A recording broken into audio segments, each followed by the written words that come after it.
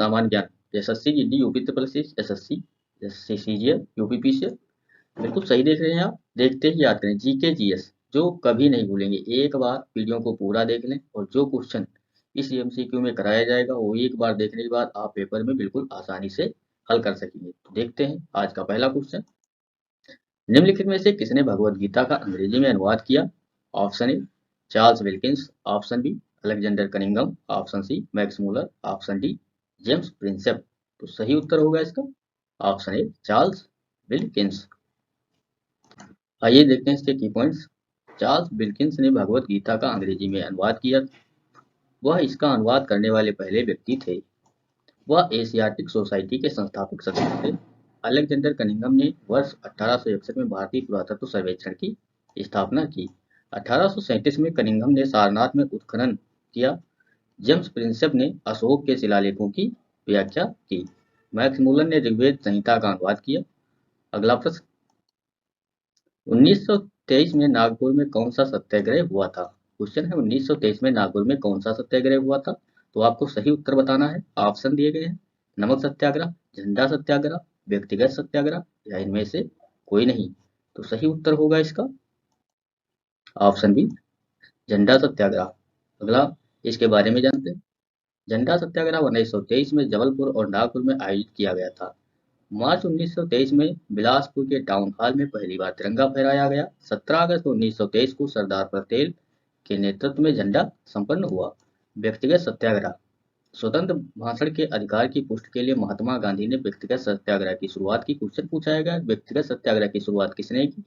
तो सही उत्तर होगा इसमें महात्मा गांधी ने व्यक्तिगत सत्याग्रह की शुरुआत की। अगला पॉइंट है, महात्मा गांधी ने व्यक्तिगत सत्याग्रह शुरू करने वाले पहले सत्याग्रही के रूप में आचार्य विनोबा भावे को चुना था। तो महात्मा गांधी ने सबसे पहले किसको चुना था सत्याग्रही के रूप में? आचार्य विनोबा भावे को। ये भी क्वेश्चन कई बार परीक्षाओं में पूछा जा चुका है। विनोबा भावे प्रथम व्यक्तिगत सत्याग्रही थे। नमक सत्याग्रह, जो 12 मार्च 1930 को महात्मा गांधी ने साबरमती आश्रम से नमक सत्याग्रह की शुरुआत की। इसे गुजरात के तटीय शहर दांडी में पहुंचकर समाप्त होना था। 6 अप्रैल 1930 को यह दांडी पहुंचे और नमक कानून का उल्लंघन किया। अगला प्रश्न, निम्नलिखित में से कौन सा सही ढंग से सुमेलित है? ऑप्शन ए ब्रह्म समाज, जो राजा राममोहन राय, रामकृष्ण मिशन, स्वामी विवेकानंद, आर्य समाज, दयानंद सरस्वती, या उपरोक्त सभी। तो सही उत्तर होगा ऑप्शन डी उपरोक्त सभी सही है। इसके कोई की पॉइंट देखते हैं। ब्रह्म समाज, राजा राममोहन राय ने 1828 में ब्रह्म समाज की स्थापना की। यह भारत में धार्मिक सुधारों का पहला महत्वपूर्ण संगठन था। सबसे बड़ी उपलब्धि 1829 में सती प्रथा का उन्मूलन किया था। क्वेश्चन पूछा जाएगा सती प्रथा का अंत किसने किया था? तो राजा राममोहन राय ने 1829 में सती प्रथा का उन्मूलन किया था। देवेंद्र नाथ टैगोर और केशव चंद्र सेन ब्रह्म समाज के दो प्रमुख सदस्य थे। पूछा जाएगा इस ब्रह्म समाज के दो प्रमुख सदस्य कौन थे? तो देवेंद्र नाथ टैगोर और केशव चंद्र सेन। रामकृष्ण मिशन, रामकृष्ण मिशन की स्थापना 1897 में स्वामी विवेकानंद ने की।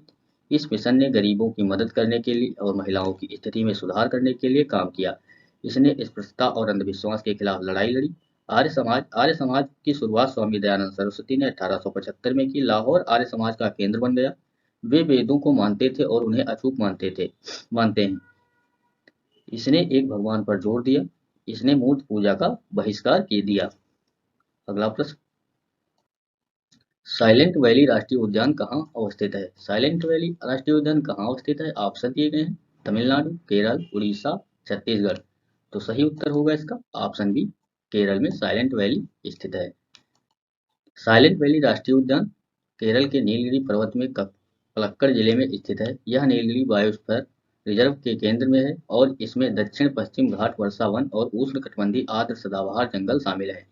कुंती नदी इससे होकर प्रभावित होती है। साइलेंट वैली उद्यान कई अत्यधिक लुप्तप्राय प्रजातियों जैसे शेर, पूंछ वाले मकाक, बाघ, गौर, तेंदुआ, जंगली सुअर, तेंदुआ, भारतीय सिवेंट और सांभर के लिए जाना जाता है।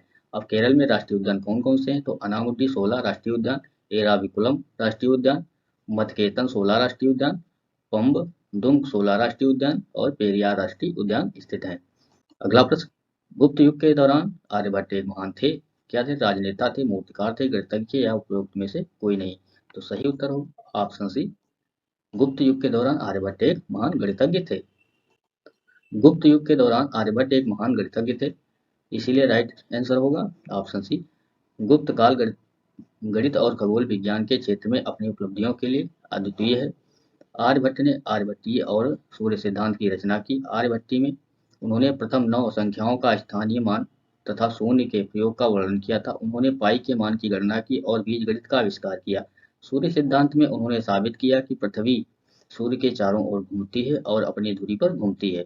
इस तरह उन्होंने सूर्य और चंद्र ग्रहण के कारणों और उनसे घटित होने के समय की गणना के तरीकों की खोज की। उन्होंने कहा कि आकाशीय पिंड जैसे कि चंद्रमा गोलाकार थे और वे प्रकाश को परावर्तित करके दिखाई देते हैं। अगला प्रश्न, किस फाइबर रेशे को गोल्डन फाइबर कहा जाता है? ऑप्शन है कपास, जूट, रेयान या ऊन। तो सही उत्तर होगा इसका ऑप्शन बी, जूट। जूट को गोल्डन फाइबर के रूप में जाना जाता है। जूट अपने चमकदार भूरे रंग के कारण गोल्डन फाइबर के रूप में जाना जाता है। जूट गर्म और आर्द्र जलवायु की फसल है। इसके उच्च तापमान 24 डिग्री सेल्सियस से 35 डिग्री सेल्सियस और 120 से 150 सेंटीमीटर की भारी वर्षा की आवश्यकता होती है। बुआई की अवधि मार्च अप्रैल से मई जून तक, कटाई केवल जुलाई से अक्टूबर तक। उपयोग गनी बैग, रस्सी, तार, चटाई, कालीन, कपड़े, त्रिपाल और सजावट और की सामग्री पश्चिम बंगाल, असम और बिहार में उगाया जाता है। अगला प्रश्न, भारत के पहले रक्षा मंत्री कौन थे? क्वेश्चन है भारत के पहले रक्षा मंत्री कौन थे? ऑप्शन ए बलदेव सिंह, जगजीवन राम, सरदार वल्लभ भाई पटेल, सी राजगोपालचारी। तो सही उत्तर इसका होगा ऑप्शन ए बलदेव सिंह। बलदेव सिंह 1902 से 1961 स्वतंत्रता के बाद भारत के पहले रक्षा मंत्री थे। वह 15/8/1947 से 13/5/1952 तक भारत के रक्षा मंत्री रहे। उनका जन्म 11 जुलाई 1902 को पंजाब के रोपड़ जिले में डुम्बना गांव में एक सिख परिवार में हुआ था। वह एक उद्योगपति और राजनीतिज्ञ भी थे। 1961 में उनकी मृत्यु हुई। ये जो दिया गया है ये 1902 में उनका जन्म हुआ था, 1961 में उनकी मृत्यु हुई थी। और उनका जो रक्षा मंत्री का कार्यकाल था वो 15/8/1947 से 13/5/1952 तक भारत के रक्षा मंत्री रहे थे। अगला प्रश्न, औरंगजेब का पुत्र था? बाबर का पुत्र था, हुमायूं का था, अकबर का था, शाहजहां का था। तो सही उत्तर होगा ऑप्शन डी, औरंगजेब जो है शाहजहां का पुत्र था। औरंगजेब शाहजहां का पुत्र था। औरंगजेब का मूल नाम मुईउद्दीन मोहम्मद था। उसने आलमगीर का शीर्षक अपनाया जिसका अर्थ था दुनिया का विजेता। क्वेश्चन पूछा जाएगा कि आलमगीर का शीर्षक अपनाने वाला कौन सा शासक था? तो औरंगजेब। वह छठा मुगल सम्राट था जिन्होंने 49 वर्षों की अवधि तक लगभग पूरे भारतीय उप महादेश पर शासन किया। वह एक कुशल सैन्य नेता थे जिसका शासन प्रशंसा का विषय रहा। हालांकि उसे भारतीय इतिहास में सबसे विवादास्पद शासक भी कहा गया है। अगला प्रश्न, अभिज्ञान शकुंतलम के लेखक कौन है? अभिज्ञान शकुंतलम के लेखक कौन है? तुलसीदास है, विष्णु शर्मा है, कालिदास है या सूरदास है? तो सही उत्तर इसका क्या होगा ऑप्शन सी, कालिदास। अभिज्ञान शकुंतलम के लेखक कौन है? कई बार पेपर में पूछा जा चुका है, तो इसको कॉपी में नोट डाउन कर लें जिससे कि आप क्वेश्चन को देखते ही हल कर पाएं। तुलसीदास, जिन्हें गोस्वामी तुलसीदास के नाम से भी जाना जाता है, एक रामनंदी वैष्णव संत और कवि थे जो अपनी धाक राम की भक्ति के लिए प्रसिद्ध थे। उनका जन्म रामपुर राजापुर में हुआ था और उनकी मृत्यु वाराणसी के 80 घाट में हुई थी। उनके शिक्षक नरसिंह दास थे और लेखन की भाषा अवधी थी। उनकी पुस्तकें गीतावली, कवितावली, रामचरितमानस थी। विष्णु शर्मा जो कश्मीर में जन्म लिए थे और कहा जाता है कि वह एक भारतीय विद्वान और लेखक थे जिनके बारे में माना जाता है कि उन्होंने दंत कथाओं का पंचतंत्र संग्रह लिखा था। सूरदास के बारे में जानते हैं। 16वीं सदी के एक अंधे हिंदू भक्ति कवि और गायक थे जो कृष्ण की प्रशंसा में लिखे गए अपने गीतों के लिए जाने जाते थे। लेखन की भाषा ब्रजभाषा है। उनकी साहित्यिक रचनाएं सूरसागर, सारावली, साहित्य लहरी हैं। अगला प्रश्न, संयुक्त राज्य अमेरिका का राष्ट्रीय खेल क्या है? ऑप्शन दिए गए हैं फुटबॉल, बास्केटबॉल, क्रिकेट और बेसबॉल। तो सही उत्तर होगा इसका ऑप्शन डी, बेसबॉल। इसके बारे में जानते हैं। अब देखते हैं देश और राष्ट्रीय खेल। ऑस्ट्रेलिया का राष्ट्रीय खेल क्या है? क्रिकेट। इंग्लैंड का क्रिकेट, पाकिस्तान का हॉकी, बांग्लादेश का कबड्डी, भूटान का तीरंदाजी, भारत का हॉकी, चीन का टेबल टेनिस, ब्राजील का फुटबॉल। इसको स्क्रीनशॉट लेकर रख लीजिए जिससे कि आपको याद रहे। अगला प्रश्न, निम्न में से कौन अशोक की पुत्री थी? ऑप्शन दिए गए हैं संघमित्रा, पार्वती, शांभवी, ऑप्शन डी उपयोग में से कोई नहीं। तो सही उत्तर होगा ऑप्शन ए संघमित्रा। अगला प्रश्न इसके बारे में जानते हैं। वह सम्राट अशोक और उनकी पहली पत्नी देवी की सबसे बड़ी बेटी थी। जो संघमित्रा थी वह सम्राट अशोक और उसकी उनकी पहली पत्नी देवी की सबसे बड़ी बेटी थी। अपने भाई महेंद्र के साथ अपने बौद्ध भिक्षुओं के एक क्रम में प्रवेश किया। वह अपने पिता राजा अशोक के अनुरोध पर बुद्ध की शिक्षाओं का प्रसार करने के लिए श्रीलंका गई थी। अशोक अशोक बिंदुसार का पुत्र था। अशोक की माता का नाम सुभद्रागिरी था। वह अपने पिता के शासनकाल के दौरान तक्षशिला और उज्जैन के गवर्नर थे। अशोक ने अपने शासनकाल के 9वें और वर्ष में 261 ईसा पूर्व कलिंग पर विजय प्राप्त की थी। कलिंग युद्ध एक भयानक घटना थी क्योंकि इसका उल्लेख अशोक के 13वें शिलालेख में किया गया था। अशोक ने शांति और अधिकार बनाए रखने के लिए एक बड़ी और शक्तिशाली सेना बनाए रखा। अशोक महान राजा थे। बौद्ध भिक्षु जिन्होंने अशोक को बौद्ध धर्म में अपनी दीक्षा दी। अशोक को देव नाम प्रिय और प्रियदर्शी के नाम से भी जाना जाता है। अगला प्रश्न कौन सा मंदिर ब्लैक पैगोडा नाम से भी जाना जाता है। ऑप्शन दिए गए हैं त्र्यंबकेश्वर मंदिर नासिक, बांके बिहारी मंदिर वृंदावन, रामानंद स्वामी मंदिर रामेश्वर, सूर्य मंदिर कोणार्क। तो सही उत्तर आपको पता होगा ऑप्शन डी सूर्य मंदिर कोणार्क। सूर्य मंदिर कोणार्क उड़ीसा को उसके काले रंग के कारण ब्लैक पगोड़ा के रूप में जाना जाता है। मंदिर को 1250 ईस्वी पूर्व गंगा राजवंश के राजा नरसिम्हादेव प्रथम द्वारा बनाया गया था। त्रयंबकेश्वर मंदिर नासिक महाराष्ट्र भगवान शिव को समर्पित है और 12 ज्योतिर्लिंग में से एक है। त्र्यंबक के पास पवित्र गोदावरी नदियों की उत्पत्ति है। रामाथ स्वामी मंदिर रामेश्वर तमिलनाडु 12 ज्योतिर्लिंग मंदिरों में से एक है। बांके बिहारी मंदिर वृंदावन भगवान कृष्ण को समर्पित है। निम्नलिखित में से किसने हर्षचरित्रम लिखा था। ऑप्शन दिया गया है बाणभट्ट, तुलसीदास, प्रेमचंद, सूरदास। तो सही उत्तर इसका क्या होगा option D A Banabhatta.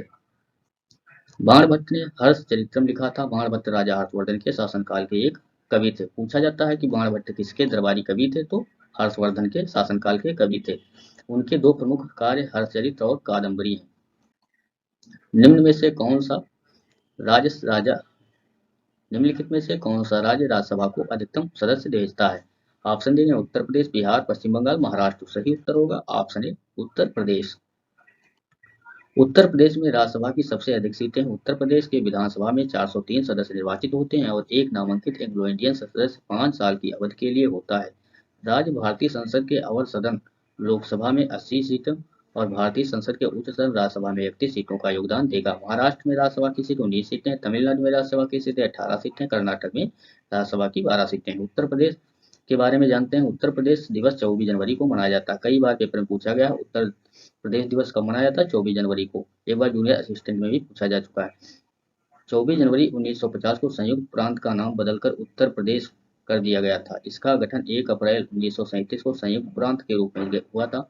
Uttar Pradesh का क्षेत्रफल 2,40,928 वर्ग किलोमीटर। उत्तर प्रदेश की जनसंख्या जो है 19,981,23,41 है। उत्तर प्रदेश को 31 राज्यसभा सीटें आवंटित की गई हैं। राज्यसभा के अधिकतम सदस्य 245 है। अगला प्रश्न मीर जाफर का उत्तराधिकारी कौन था। ऑप्शन दिए गए हैं अशरफ अली, नजाबत अली खान, मुबारक अली खान, मीर कासिम। तो सही उत्तर होगा option D Mir Qasim. British East India Company ने मीर जाफर को बंगाल का पहला आसिफ नवाब बनाया। मीर जाफर सिराजुद्दौला का उत्तराधिकारी था, जिसे उसके कमांडर के रूप में सेवा दी और प्लासी के युद्ध में उसे धोखा दिया। मीर कासिम 1760 से 1763 तक बंगाल का नवाब बना। 8 मई 1777 को उनका निधन हो गया। उन्हें ब्रिटिश ईस्ट इंडिया कंपनी के नवाब के बनाया गया था समर्थन से नवाब बनाया गया था। अपने ससुर मीर जाफर की जगह ली, जो अंग्रेजों के लिए प्लासी की लड़ाई जीतने में उनकी भूमिका के बाद खुद ईस्ट इंडिया कंपनी द्वारा समर्पित थे। हालांकि मीर जाफर अंततः ईस्ट इंडिया कंपनी के साथ विवादों में रहे और इसके बजाय डच ईस्ट इंडिया कंपनी के साथ गठबंधन बनाने का प्रयास किया। अंग्रेजों ने अंततः चिंसुरा में डचों को हराया और मीर जाफर को उखाड़ फेंका और उसके स्थान पर मीर कासिम को बैठाया। बाद में कासिम अंग्रेजों से भिड़ गया और बक्सर में उसके खिलाफ लड़ाई लड़ी। अगला प्रश्न भारत में स्थापित पहला राष्ट्रीय उद्यान था। Option A Jim Corbett, option B Sanjay Gandhi, option C Gir, option D Kanha. तो सही उत्तर होगा option A Jim Corbett. Bharat में स्थापित पहला राष्ट्रीय उद्यान जिम कॉर्बेट राष्ट्रीय उद्यान था, जिसे 1936 में स्थापित किया गया था। इसे बंगाल बाघों की सुरक्षा के लिए हैली नेशनल पार्क के रूप में जाना गया था। जिम कॉर्बेट पार्क नैनीताल जिले और उत्तराखंड की पौड़ी गढ़वाल जिले में स्थित है। कॉर्बेट नेशनल पार्क में पहाड़ियों का 520.8 वर्ग किलोमीटर क्षेत्र, नदी क्षेत्र, दलदली भूमि, घास के मैदान और एक बड़ी झील स्थित है। तो राष्ट्रीय उद्यान और उनके स्थान, तो कान्हा राष्ट्रीय उद्यान मध्य प्रदेश, गिर राष्ट्रीय उद्यान गुजरात, संजय गांधी महाराष्ट्र। निम्नलिखित में से किस राज्य में हम्पी डांस फेस्टिवल मनाया जाता है? सभी को पता होगा। राइट आंसर इसका क्या है? ऑप्शन दिए गए तमिलनाडु, तेलंगाना, कर्नाटक या केरल। तो सही उत्तर होगा इसका option B, option C, Karnataka. Hampi dance festival Karnataka में मनाया जाता है। यह एक सांस्कृतिक उत्सव है जिसे विजयनगर के शासनकाल के बाद से अक्टूबर नवंबर के महीने में मनाया गया जाता है। हम्पी, जिसे हम्पी में स्मारकों के समूह के रूप में भी जाना जाता है, एक यूनेस्को विश्व विरासत स्थल है जो तुंगभद्रा नदी के तट पर पूर्व मध्य कर्नाटक में स्थित है। यह 14वीं शताब्दी में विजयनगर साम्राज्य की राजधानी थी। यह हिंदू धर्म का एक तीर्थ स्थल है। किसने कहा था स्वराज मेरा जन्मसिद्ध अधिकार है? कई बार पेपर में पूछा गया है और मैं इसे लेकर रहूंगा। ऑप्शन दिए गए गोपाल कृष्ण गोखले, गोपाल कृष्ण गोखले, ऑप्शन बी बाल Gangadhar Tilak, option C M के गांधी, ऑप्शन डी जवाहरलाल नेहरू। थोड़ा टाइपिंग में मिस्टेक हो गई, गोपाल कृष्ण गोखले। सही उत्तर होगा ऑप्शन बी बाल गंगाधर तिलक। बाल गंगाधर तिलक ने नारा दिया था स्वतंत्रता मेरा जन्मसिद्ध अधिकार है और मैं इसे लेकर रहूंगा। स्वराज शब्द सबसे पहले बाल गंगाधर तिलक ने गढ़ा था। बाल गंगाधर तिलक को लोकमान्य तिलक के नाम से भी जाना जाता है। उन्होंने आधुनिक शिक्षा को बढ़ावा देने के लिए एक प्रमुख संगठन डेक्कन एजुकेशन सोसाइटी की स्थापना की। उन्होंने एनिवेशन के साथ होम रूल मूवमेंट 1916-18 के दौरान एक महत्वपूर्ण भूमिका निभाई थी। बाल गंगाधर तिलक द्वारा शुरू किए गए केसरी और मराठा दो समाचार पत्र थे। ज्योतिबा फुले ने निम्नलिखित में से कौन सी पुस्तक लिखी थी? ऑप्शन है गुलामगिरी, भारत की खोज, विंग्स ऑफ फायर, सत्य के प्रयोग। ये तो आपको सभी को पता होगा। गुलामगिरी जो है ज्योतिबा फुले की पुस्तक थी। ज्योतिराव गोविंदराव फुले का जन्म 11 अप्रैल 1823 को पुणे महाराष्ट्र में हुआ था। फुले एक व्यापारी, लेखक और नगर पालिका परिषद के सदस्य थे। फुले थॉमस पेन की किताब द राइट्स ऑफ मैन से प्रेरित थे। उनका मानना था कि सामाजिक कुरीतियों को दूर करने का एकमात्र उपाय महिलाओं और निम्न जाति के सदस्यों का ज्ञानवर्धन था। उन्होंने लड़कियों को उनकी शिक्षा का समर्थन करने के लिए स्कूल खोला और अपनी पत्नी को शिक्षित किया। उनकी प्रसिद्ध पुस्तकों में गुलामगिरी और सेटाराचा आसुद कल्टीवेटर विप कॉर्ड शामिल हैं। उन्होंने गुलामगिरी लिखा, जात व्यवस्था के पहले आलोचकों में से एक। यह एक अंग्रेजी प्रस्तावना के साथ मराठी में लिखा गया था। पाठ का अंग्रेजी में अनुवाद गुलामी के रूप में किया गया है। 1873 में ज्योतिराव फुले ने समाज की समानता को बढ़ावा देने के लिए सत्यशोधक समाज की स्थापना की। क्वेश्चन पूछा था सत्यशोधक समाज की स्थापना किसने की थी? तो ज्योतिबा फुले ने। हिमनद में पाए जाते हैं। हिमनद जो है कहाँ पाए जाते हैं? पहाड़, मैदान, पठार या जंगल। तो सही उत्तर होगा इसका ऑप्शन ए पहाड़। हिमनद जो है हिमनद को बर्फ में विशाल टुकड़ों के रूप में परिभाषित किया जा सकता है जिनकी भूमि पर बहुत धीमी गति से गति होती है। हिमनद शब्द फ्रांसीसी शब्द ग्लेस से लिया गया है जिसका अर्थ है बर्फ। इन्हें बर्फ की नदियां भी कहा जाता है। हिमनद पहाड़ों में पाए जाते हैं। व्यापक glacier Antarctica, Argentina, Chile, Canada, Alaska, Greenland और आइसलैंड में पाए जाते हैं। अतः विकल्प ए सही है।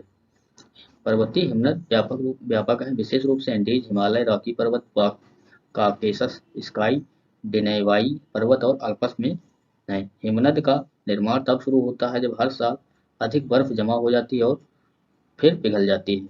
तो अगर वीडियो अच्छा लगा तो प्लीज चैनल को लाइक एंड सब्सक्राइब करें। धन्यवाद।